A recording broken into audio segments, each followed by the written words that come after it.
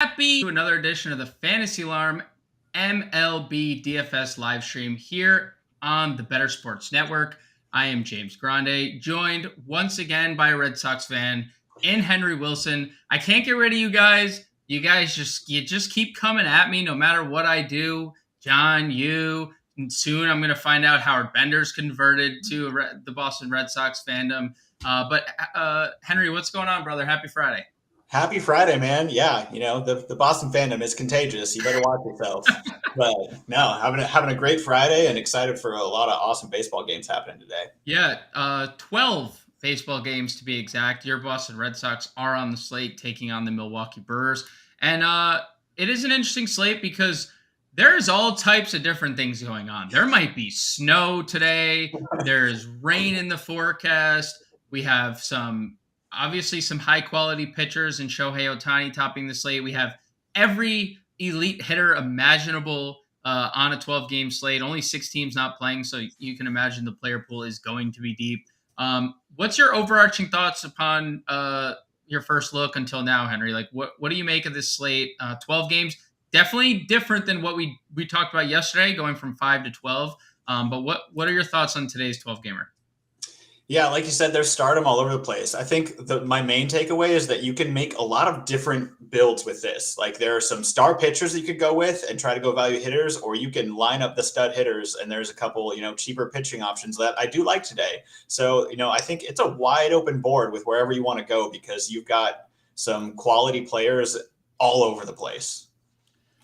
Agreed. And let's get into some situations that we're going to monitor throughout this show. If we get any news on it, we'll let you know. But as of now, it looks like there's a couple situations that could be in danger. First, Miami, Cleveland.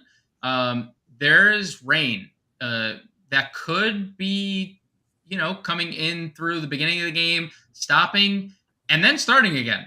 So it's definitely a kind of a risky game, especially if you're playing cash games. I think the Miami-Cleveland game is at risk. And then we mentioned the snow. Washington, Minnesota. I don't know if, I can't imagine living in Minnesota if it's going to snow almost in the month of May. But, what do you think of snow? I mean, snow baseball sounds cool. Like, I played baseball, in middle school and high school and, in New York. But I never played in the snow. I can't imagine at the major league level when people are throwing 100 miles an hour. It's fun. What do you make of this as from a DFS standpoint, Henry? Is snow something that is going to turn you off? I don't know if it's going to necessarily turn me off fully, but I think I'd be more interested in the pitchers just because the cold just normally doesn't fare well for hitters. The ball doesn't fly very well. And then, you talk about just the cold and trying to hit 100 miles per hour. That sounds painful in itself. So yeah, I don't know if I'm fully fading it, but I don't know if I really want to invest in a bunch of hitters that are playing in snow. Right. And we'll find out even if this game plays. As of right now, it doesn't look like, lineups are being released. Teams there hasn't been any rumors of cancellation yet, but obviously if it's going to snow, they're going to have to make a decision by the time the time first pitch comes around. So definitely another situation to monitor. When we shift our attention to Vegas, a couple things stand out. Aaron Nola and the Philadelphia Phillies, minus 305 on the money line against the Colorado Rockies. Shohei Ohtani and the Angels, minus 280 on the money line against the Kansas City Royals. John Gray, minus 210 on the money line against the A's. Those are the 3 things in Vegas that stand out to me. And I think we're going to see some correlation when we jump into pitching, which I think is a perfect transition. Those are the biggest favorites on the board. Shohei Ohtani tops the pitcher position here at 10-8. Aaron Nola not too far down at 9-4. We have Freddie Peralta, Hunter Brown, and Zach Gallen in between them. But for me, it's really hard not to look at Ohtani at 10-8 and think, yeah, that's a plug and play. And then try to mix and match my bats around Ohtani and Nola. But what say you about this top tier of pitching? Yeah, I mostly agree with you.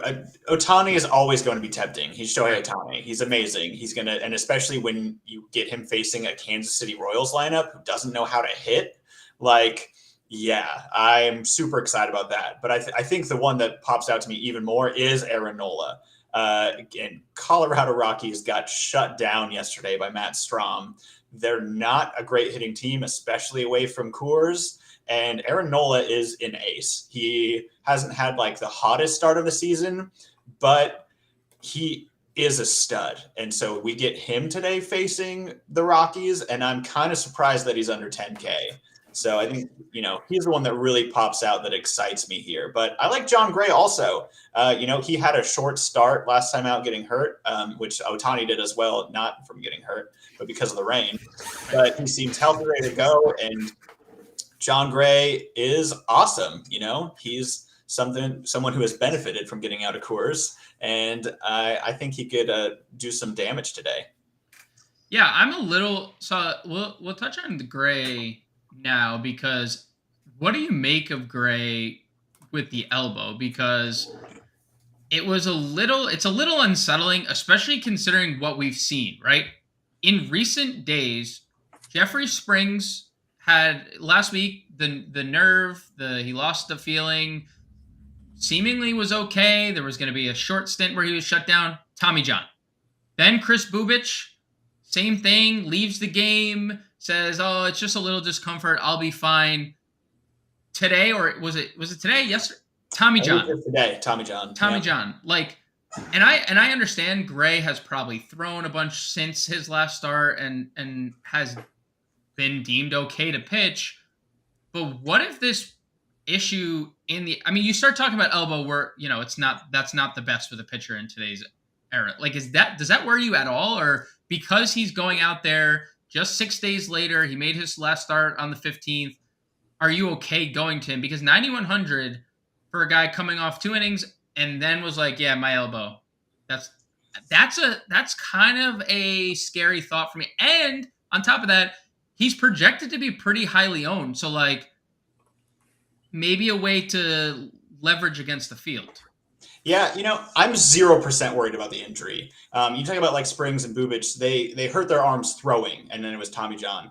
Gray got hit by a comebacker. He's dealing with bruising, his arms hurt because of that. It shouldn't lead to any more complications because it's not like he's got that forearm tightness because of his throwing or anything like that. He got hit by a comebacker. He seems to be okay. I'm not worried about it. Okay. Just wanted to clarify. Yeah. I love Ohtani today. The Kansas City Royals are striking out a lot. I love Nola. And you know what? You talked to me in a little more John Gray than I was on before. Still popular, so still obviously a way to leverage against the field. It looks as if those 3 guys, plus a guy we're going to get to at this next tier, are going to be the most popular arms on the slate. And that guy is Tyler Mahle, who has not looked great. He has been okay. I think the 3 home runs his last 2 starts is not great, but he did have to pitch in Yankee Stadium his last time out. But Washington's offense is not the Yankees offense. What do you make of Tyler Mahle? He's going to be pretty popular. 18 strikeouts to 5 walks in his first 15 and a third. Is this someone you're gravitating to as well? Yeah, I love Mahle today. I think he's a good pitcher. I think he's better than what his lines have shown so far. Again, it's going to be cold there. And Washington's offense, they've hit 8 home runs this year. So they cannot hit the ball out. So I'm not worried about them at all. And I love Mahle. I think he's a great pitcher. And as long as we're not worried about that game getting canceled, which I don't think it will, I'm all over Mahle today.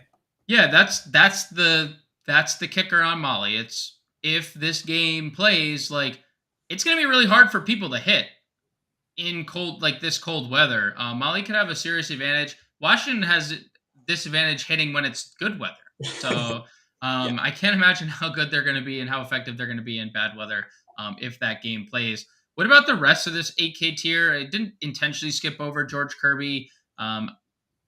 But Kirby against Seattle, Seth Lugo going up against Arizona. You and I like the Arizona offense. Bryce Elder gets a pretty tough matchup. Anthony DeSclafani gets the Mets at home. Anything in this 8K tier appeal to you?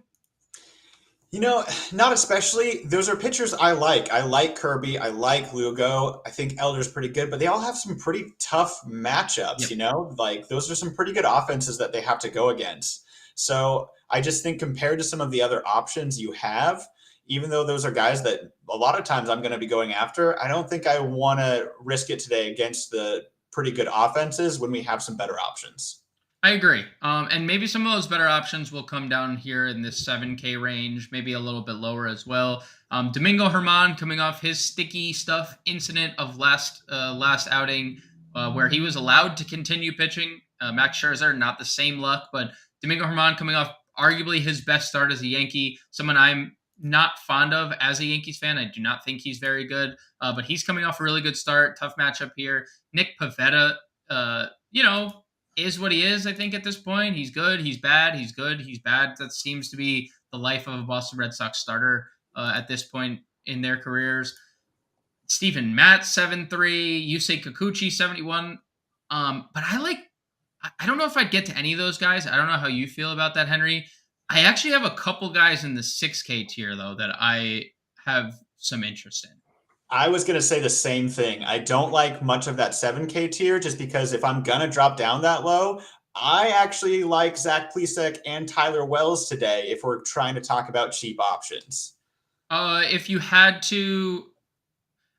so I was going to throw Braxton Garrett in there. So if you had to rank the three, how would you rank them? We'll talk tournament base because I think Wells looks like he's going to be higher owned. He might be someone that people look to in cash games here as a spend down SP2. How would you rank Wells, Plesac, Garrett?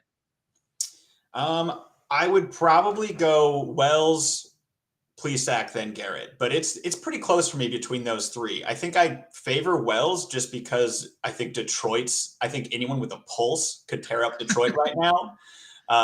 So I think he might have a little less talent even than both Garrett or Plesac, but I mean, Detroit's just not a good offense.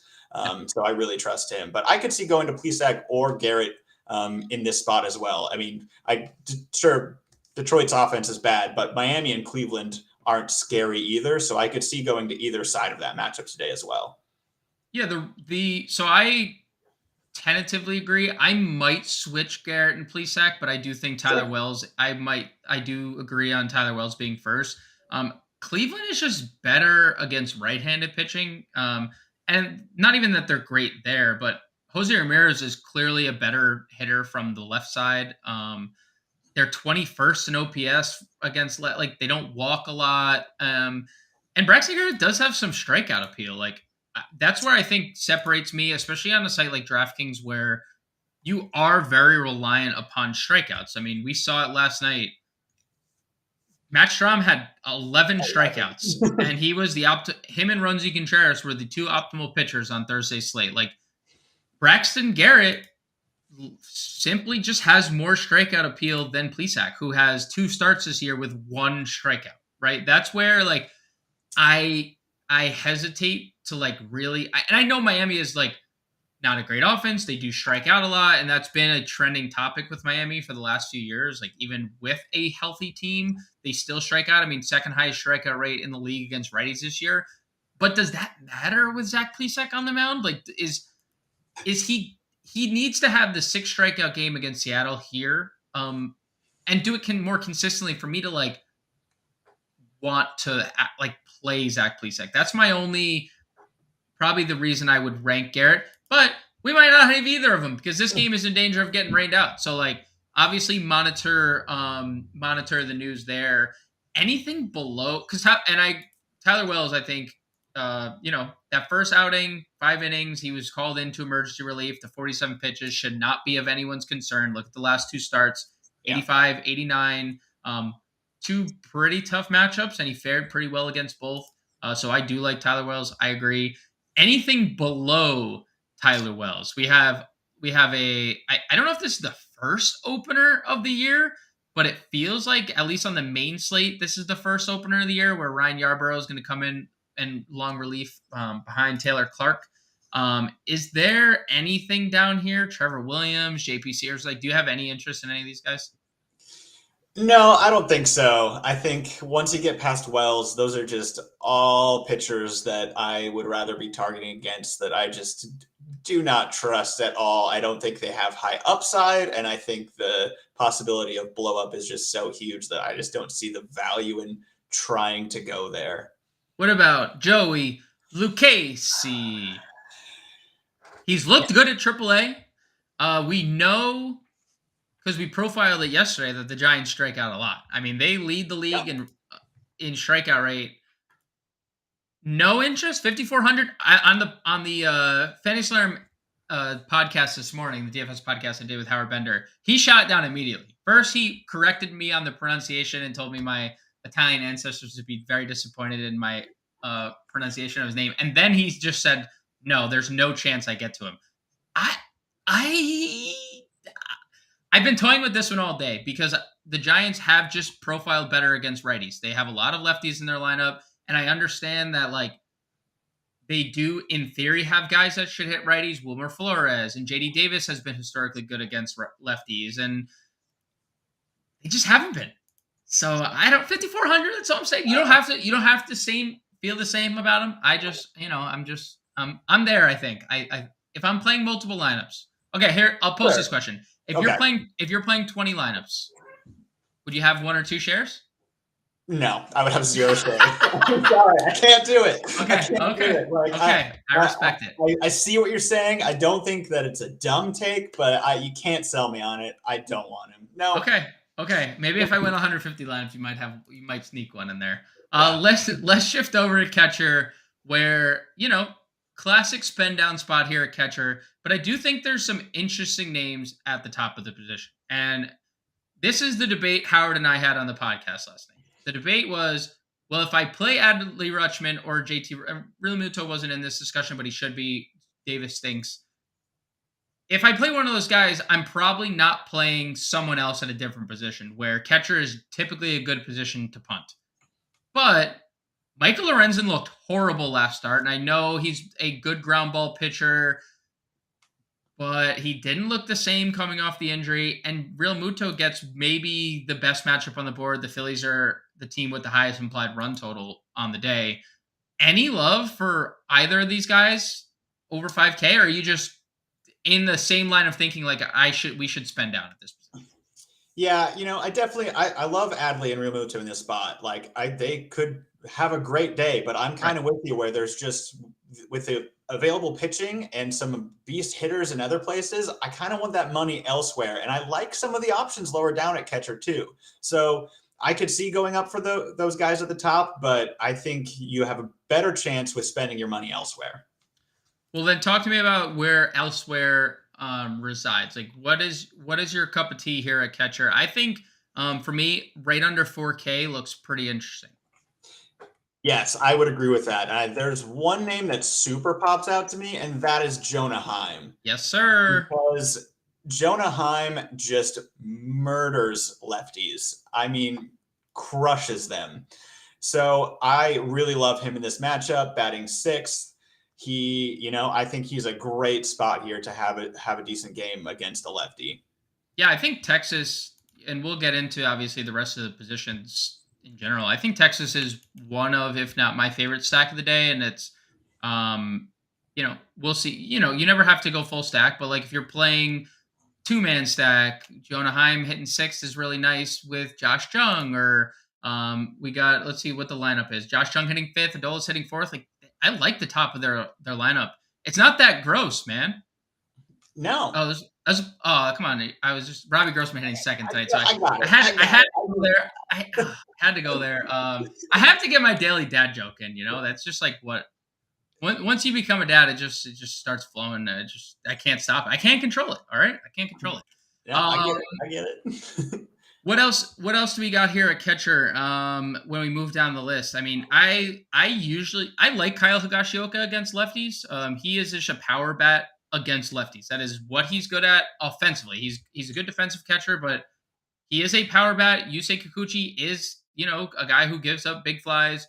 Any Higashioka love here at 2,700? Yeah, absolutely. Especially for that cheap. Like, what you're getting when you go for Higashioka. He's hitting you a home run or he's doing nothing else. Right. But I mean, it's going to come against a lefty, and Kikuchi so far this season has a 2.93 homer per nine. And that's not that much more outrageously high than his career numbers. Like, the dude gives up home runs. Yikes. So as far as really saving money at catcher spot, I love going Higashioka here because it just seems like a great matchup for if there's a day that he's going to hit a home run. Today might be one of the most likely chances he gets.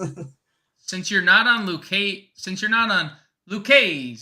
how about does Joey Bart 2200 interest you at all? He's been pretty good this year. The heir apparent to Buster Posey, I think that's what they said about him.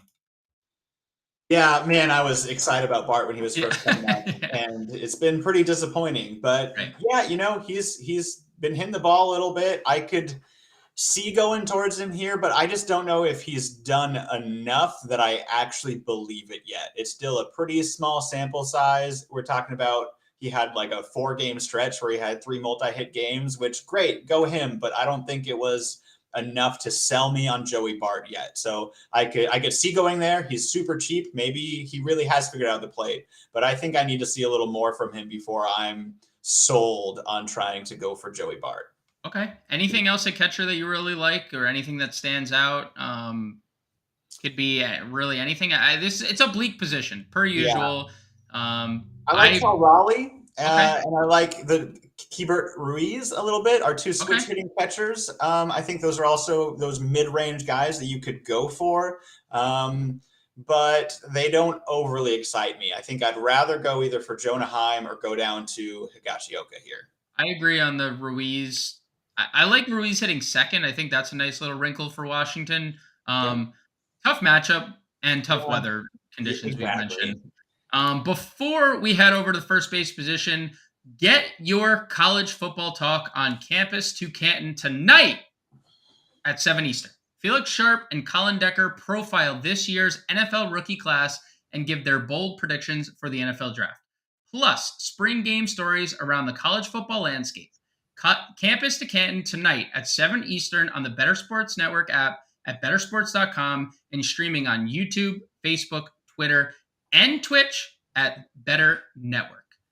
Let's head over to first base. As I mentioned, we have a lot of elite talent. Now, they're not all in the best spots, but talent nonetheless. Paul Goldschmidt faces up against George Kirby at 59. Matt Olson, 5,800 against Hunter Brown. Vladdy Guerrero Jr. against Domingo Germán, 57. Pete Alonso coming off another night with a home run. Shocker there. 5,600. CJ Cron, 55. Any of those names stand out, or do you just prefer guys below the 5K range? Because, again, it's like, okay, if I'm paying up for Ohtani, I'm being careful on where I'm spending up at the bats. Outfield is obviously going to be a popular spend-up spot with how many 6K guys there are. But what's your thoughts on this 5K range for first baseman, Henry? Yeah, I mean, all of those top 4 guys are just insane hitters. So like you can talk me into any of them. But like you said, with the extra money to spend at outfield and stuff, I'm probably looking to go lower. But if I really did want to go up for one of these higher first basemen today, it's probably going to be Pete Alonso. He's the one that really sticks out to me here.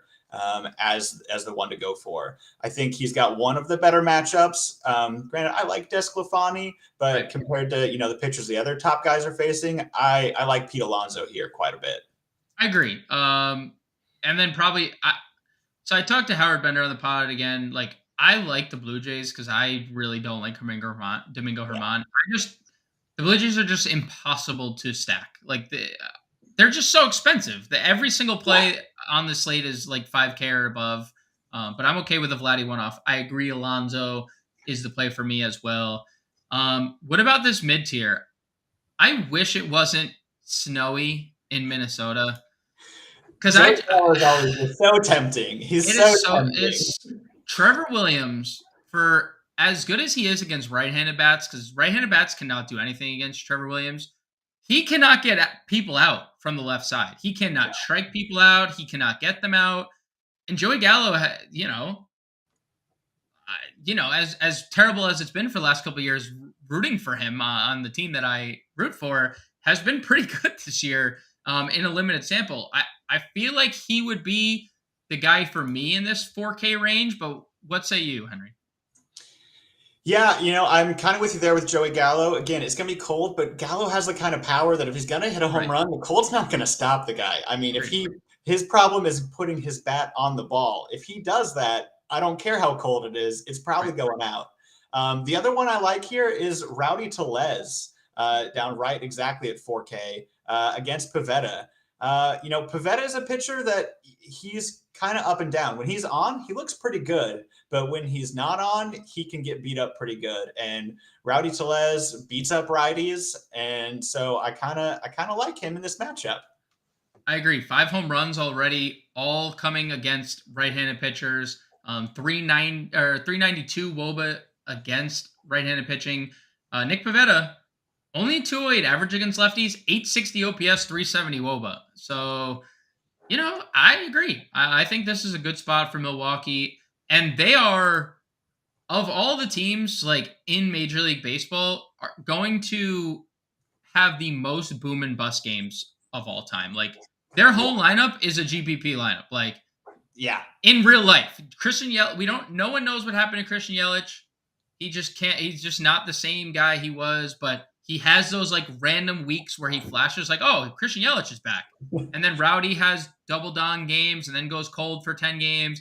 Willie Adames is so good at home and so good against right-handed pitching, but he really like he disappeared. Like I agree, but like you just can't trust these guys in cash. Like they're just. I feel like Milwaukee is as a team just a tournament team. Heading below 4K. What do we like? Justin Turner doesn't have the easiest matchup. Joey Meneses, no thanks at 3,900. Brennan Drury, I usually only use against lefties. Josh Bell is, he's been a little better lately, but do we want to go there? Like, where is the next name we're looking at first base? I kind of like Jake Cronenworth. Gallen's a good pitcher, but I kind of like that. But I think I'm going to jump down to someone who we tried to go yesterday, but he wasn't in the lineup, and I'm hoping he's in the lineup today, and that's Pavin Smith. I'm going to go back to the well there. He's hit a home run in his last 2 games, assuming he actually is in the lineup today, which I'm guessing he will be, but I figured he would be yesterday. I like Pavin Smith today for this cheap option. I do too. I think that's where I would go as well. A couple comments here in our chat. First, Donnie Boone has been waiting for a couple hours to say this. Nico Horner homered today. We are a Nico Horner fan club here, Donnie. Shout out to you. Shout out to Nico Horner. Unfortunately, he didn't do it for my lineup last night. But for everyone who played Showdown today and captained Nico Horner, you might have won a lot of money today. Or if you captained Drew Smyly, that's not a bad consolation either. And then Chase 15 Beast, aka Ice Through, in the Discord and Fantasy Alarm Nation. Let's crush. If putting in 13 lineups, is Bryce Elder an option, Henry? Man, I like Elder, but Houston's got one of the scariest lineups, and especially they have some terrifying lefty bats with Kyle Tucker, Yordan Alvarez. He's a good enough pitcher that if you're talking about 13 lineups, putting him in one of them, maybe you can sell me on it. But the Houston lineup is just so good, and especially against righties, that you can't really convince me to trust him in more than maybe 1 out of your 13. And even that, I think, might be pushing it for me.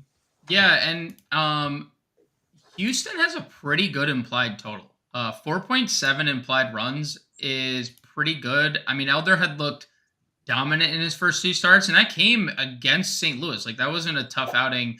One of them was at home against Cincinnati, and then KC. Like, you love the ground balls from Elder. He has decent strikeout appeal as well, but I largely agree. I mean, if playing 13 lineups, yeah, you could take a dart. I mean, what's wrong with taking a dart in one of 13?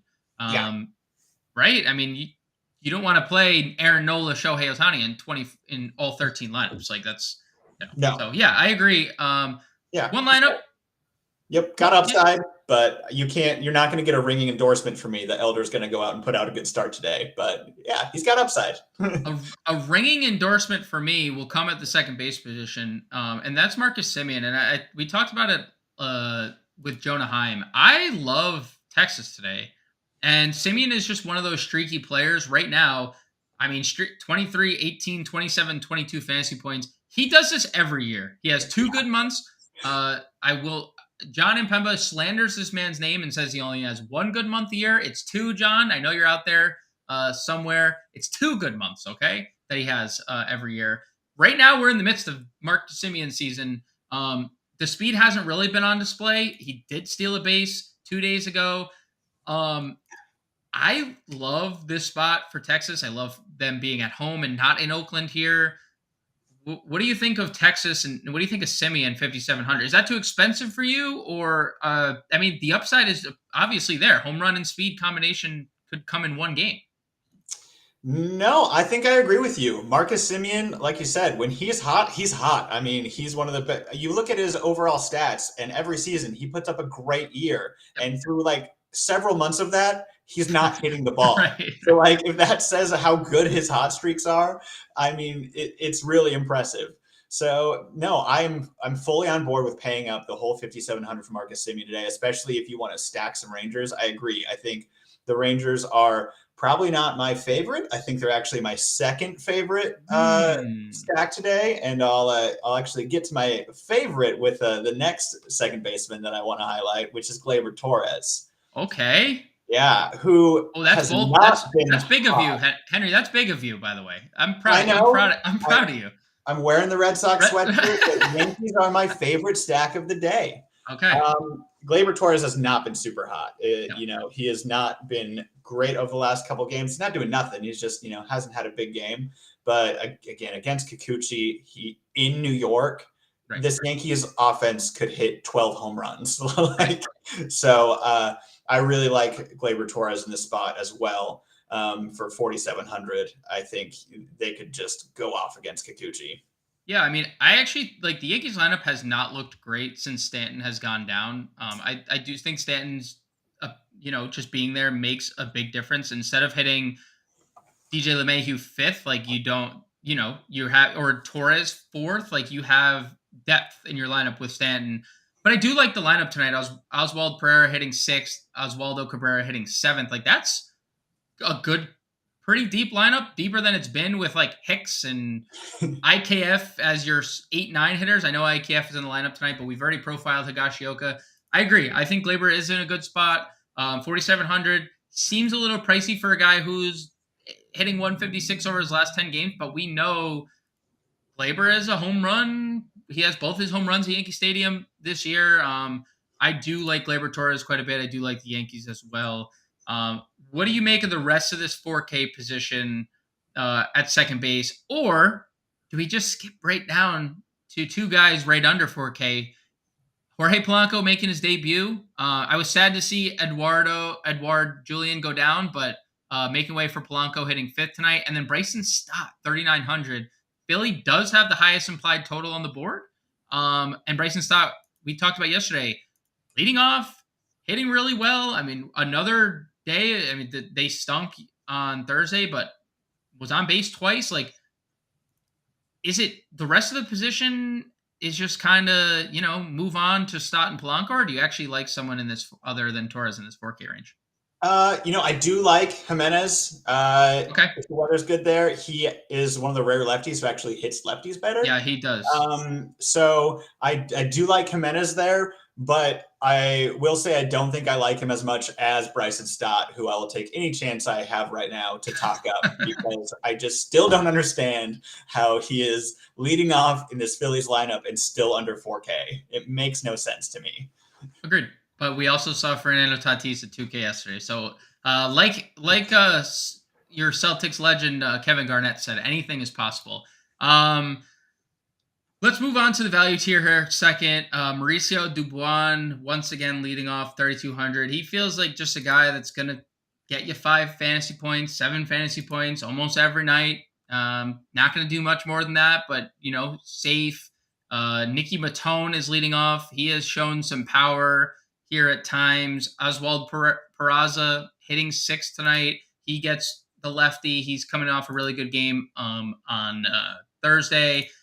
Any of those guys, or do you have anyone else in mind for the value tier?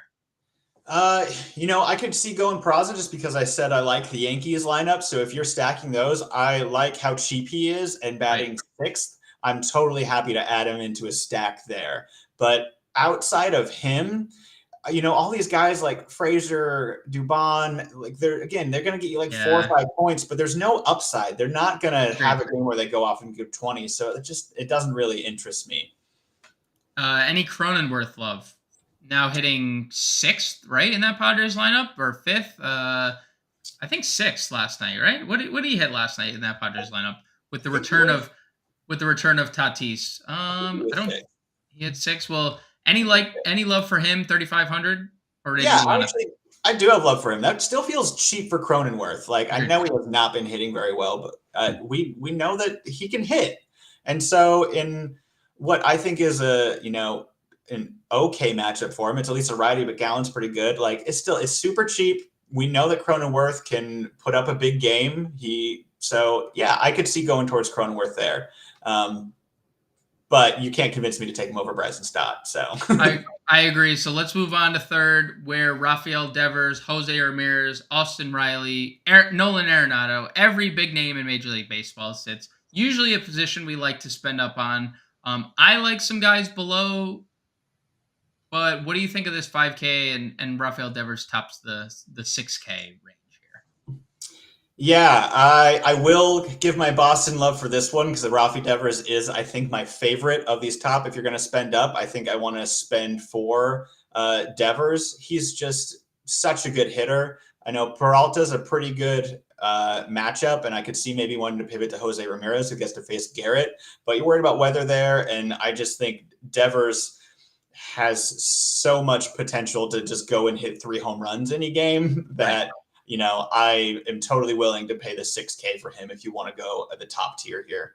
Yeah, I'm not sure why people are pitching to him, truthfully, because like you look at the rest of the Red Sox lineup, and he should not see a pitch in the strike zone for the rest of the season. Nothing else to really say. I agree. Devers has been tremendous, especially in the power department. Multiple dong upside for sure. Under 5K. What do we got? Manny Machado's price is just getting so appealing at 4,600. I mean, I know he has been bad. I am fully acknowledging that. I think it's taken him a little bit to get used to the pitch clock more than others. We saw that he was the first strikeout of the pitch clock in spring training. But 4,600, I mean, he's a 5K player when he's on. Like, any love? I know Gallen's a tough matchup, but sometimes you just factor in price, and price trumps matchup sometimes. 4,600 feels really good for Machado. Yeah, I totally agree. I mean, last year he was one of the best hitters in all of baseball. Right. So he's off to a slow start, but it's a super, super small sample, and he is a fantastic hitter, and all it will take is a couple games for his price to shoot up again. So while he's this low, I think it's totally worth the chance, no matter who the matchup is, to go after Manny Machado if you want to.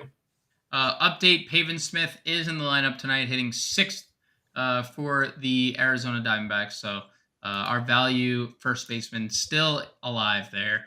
DJ LeMahieu is fine. I think 4,300. Same thing with Alec Boehm. I think both are moderately decent mid-tier plays.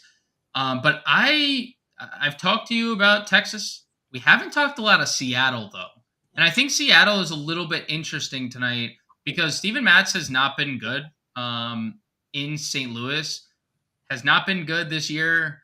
Eugenio Suarez is very good against lefties. They have a couple guys in the outfield we're going to get to that are really good against lefties as well. And I really like Josh Jung. Talk to me about Suarez and Jung. Do you have a preference? Do you like them both? I mean, on FanDuel, you can play them both. On DraftKings, you can't unless you're multi-lineuping. But talk to me about Suarez and Jung here.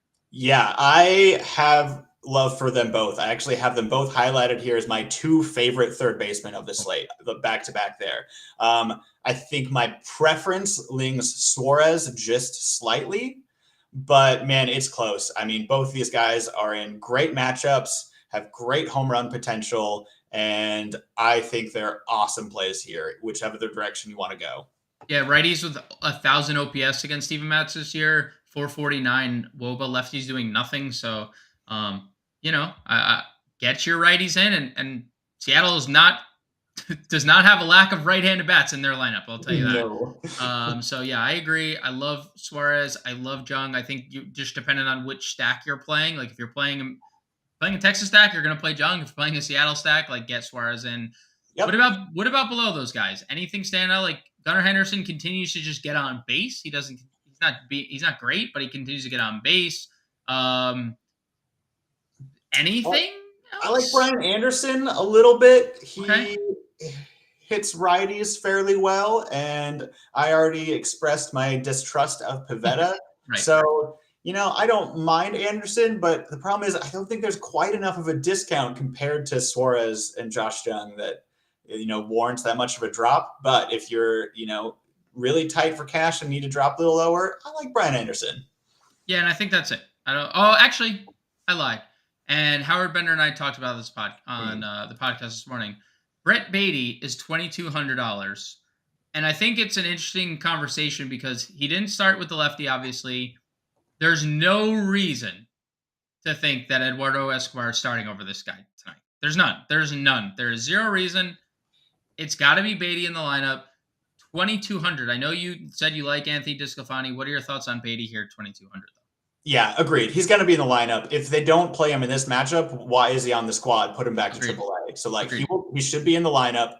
And, yeah, I like him. He obviously hasn't shown anything really yet, but we know that he's got a great hit tool. He has just insane raw power. So, I think he's going to be a great big league hitter. So, when you can get him for 2,200, again, we haven't seen anything yet. Maybe he's not ready for the big leagues, but the potential is there. So for 2,200, I'm totally willing to take a shot.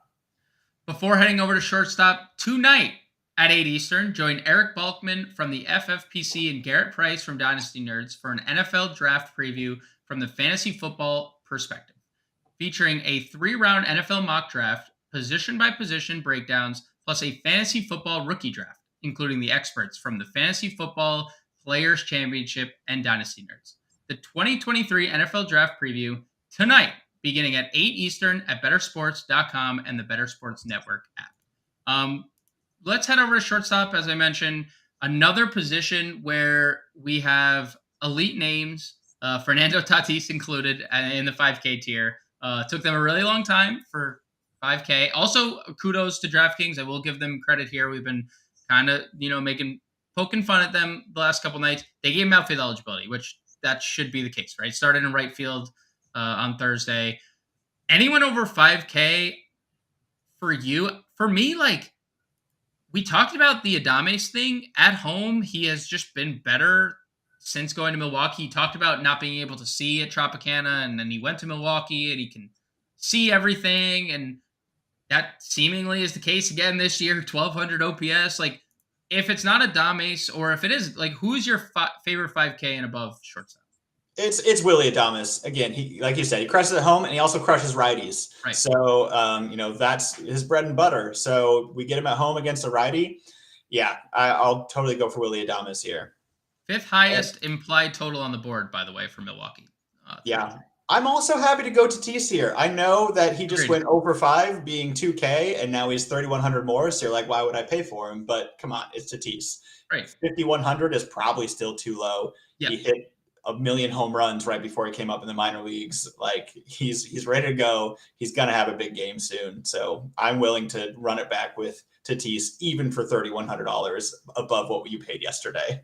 Actual number, by the way, a million home runs in the minors. That was an actual number. That was a factual statement. If you go look at his baseball reference page, under 5K, what do we got? I think there's a clear-cut play. I mean, I assume we're in agreement. It's going to be Anthony Volpe at 3,700. You're already in on the Yankee stack. He has been a lot better. He has looked better at the plate. He's getting on base. He has a very good eye. He just profiles as a really good baseball player in general. It's Volpe, right? 3,700. It's Volpe. It's Yeah, it's either you're taking one of those top guys for me or you're taking Volpe. No one else really pops out for me. I don't think there's a whole lot of upside around. I mean, you could go Peraza too if you want a different Yankee, Right. but I could see doing both. If you put Peraza at second, take Volpe at short, even it's Volpe. I think that is an interesting approach. If you were to use them both, that obviously exiles Gleyber Torres from your lineup, right? Like I get like that could be an interesting different way to look at a Yankee stack that could be pretty popular, especially, we're talking Volpe. He's largely, as long as he's under 4K and leading off, he's going to be popular. So interesting approach there. I like both guys. Volpe. What about, we talked about on the podcast this morning, Howard liked Zach Nato. He looked good in the one game at Yankee Stadium. But he didn't do much else. Any love 3K, or are you just ready to go to the outfield?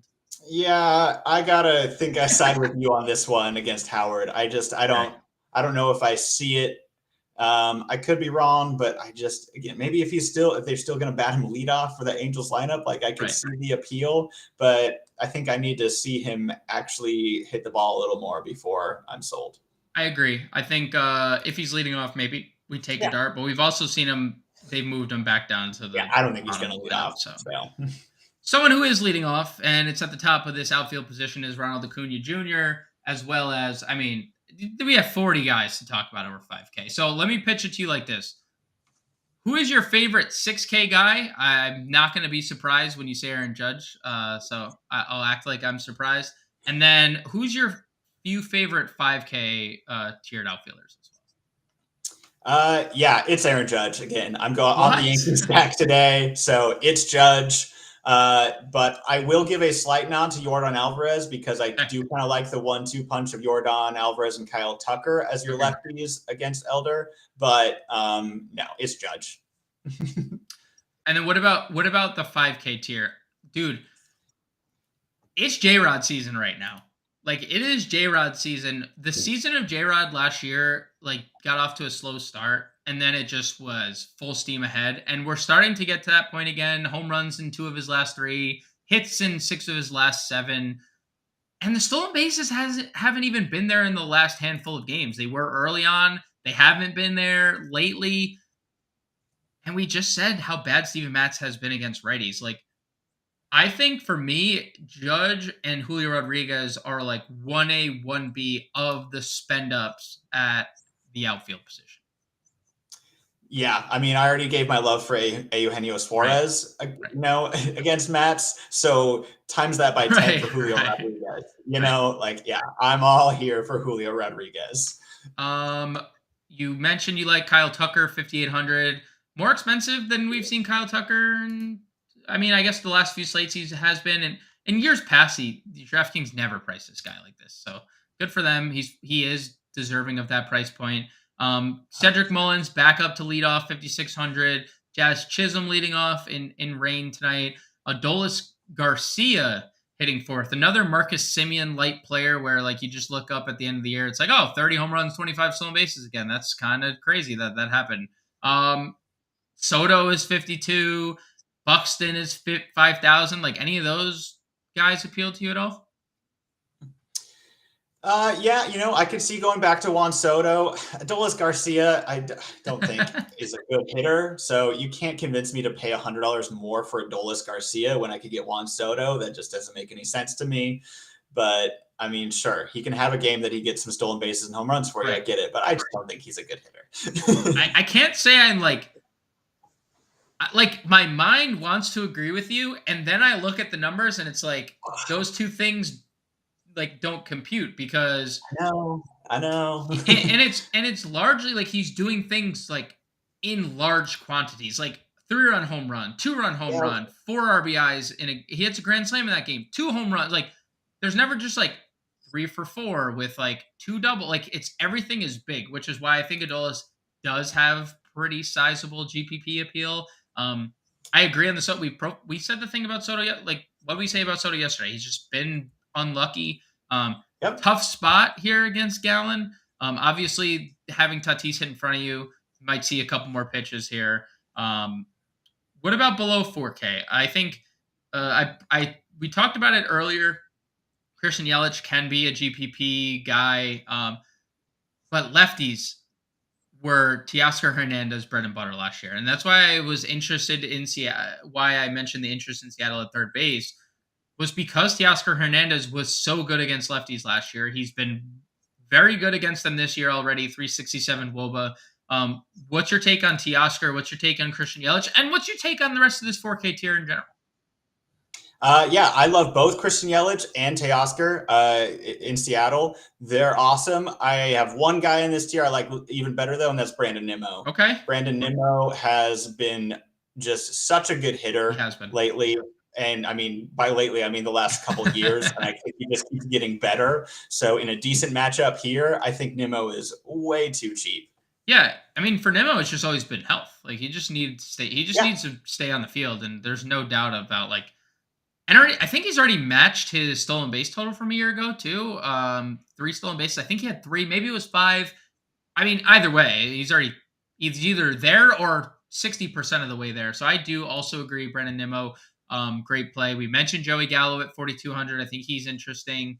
What about under 4K? Lars Nootbaar, he's been good, but like 39. Max Kepler could be an interesting name because Trevor Williams just struggles so much with lefties. So can Trevor Larnach, 3,400. I think Kepler hitting first, Larnach hitting fourth. What's your take on either of those Minnesota guys? Again, weather. We're dealing with weather there, but like if the weather is good enough that we're like not concerned about, and by good enough I mean if it's not snowing,